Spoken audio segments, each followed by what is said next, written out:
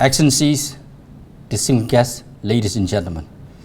At the outset, please allow me to express my appreciation to the ASEAN Network for giving me this opportunity to share my thoughts and perspectives on globalization at this ASEAN Network signature conference, Rethinking Harmony in Asia. The theme is quite timely, as today we gather to confront the complex realities of globalization, a force that has woven our world together like never before, driving the relentless flow of goods, capital, people, ideas, and technologies. Globalization has lifted over 1 billion people out of poverty and has fueled the rise of many economic tigers, heralding an era of unprecedented prosperity in Asia in the past decades. Yet beneath this success story lies a growing chorus of dissent, even from within the developed world. Now, the very concept of globalization is being re-examined, with calls for re-globalization or deglobalization, seeking to temper its unchecked advance and address the deepening inequalities it has brought about within and across nations. As we stand at this crossroads, it is clear that while globalization has been a powerful engine of progress and transformation, we must also redirect its path towards a future that is not only profitable, but also more equitable and sustainable. The ASEAN region has reaped the benefits of globalization and consistently championed open regionalism by deepening intra-ASEAN economic integration while embedding our economies with the global value chains. This strategy has fueled significant economic growth, positioning ASEAN as a key player in global trade, a vital hub in the global supply chains, and a preferred destination for global investments. Going forward, we must not retreat behind our borders. For ASEAN and Southeast Asia, by their very nature, are defined by openness and an outward-looking perspective. Therefore, ASEAN remains committed to inclusiveness, advancing trade liberalization through the full implementation of the Regional Comprehensive Economic Partnership, or CEP, and by upgrading bilateral free trade agreements with our key economic partners. However, our vision extends beyond mere economic growth and economic development.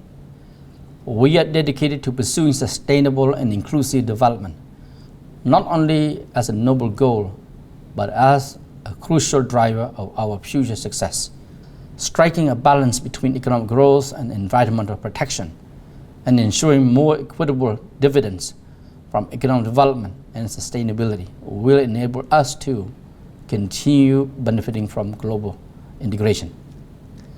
Against this backdrop, allow me to share my thoughts on the 3 questions to help guide our discussions. First, on the issue of aligning interests for a stable Indo-Pacific.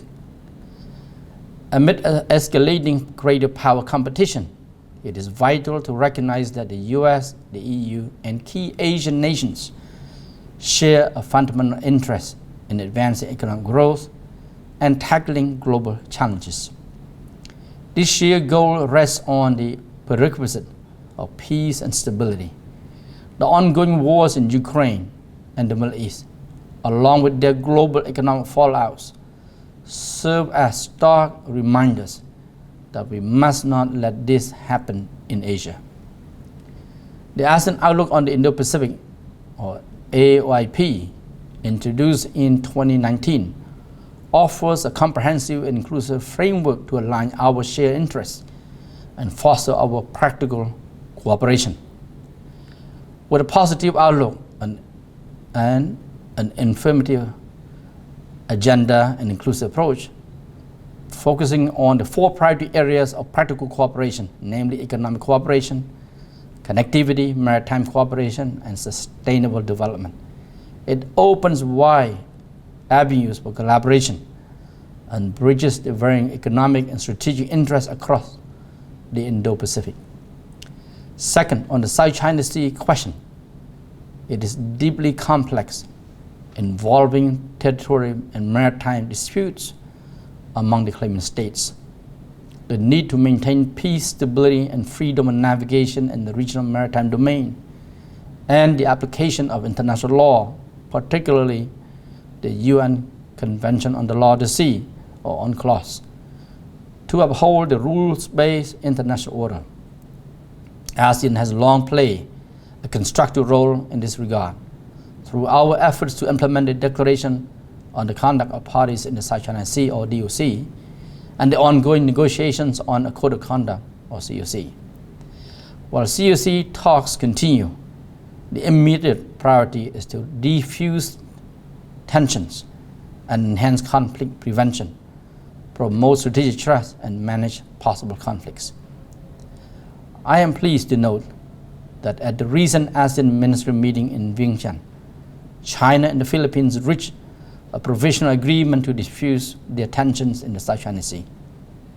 We must seize this momentum and leverage ASEAN's convening power to amplify diplomatic efforts on this issue. Third, on the lessons learned from past global crises, especially the COVID-19 pandemic, two key lessons stand out. First, a whole community approach, engaging all stakeholders from governments and civil society to business and international organizations, and shaping policies and responses is critical for success. This approach is featured prominently in strategic plans of the ASEAN Community Vision 2045, set to be adopted next year.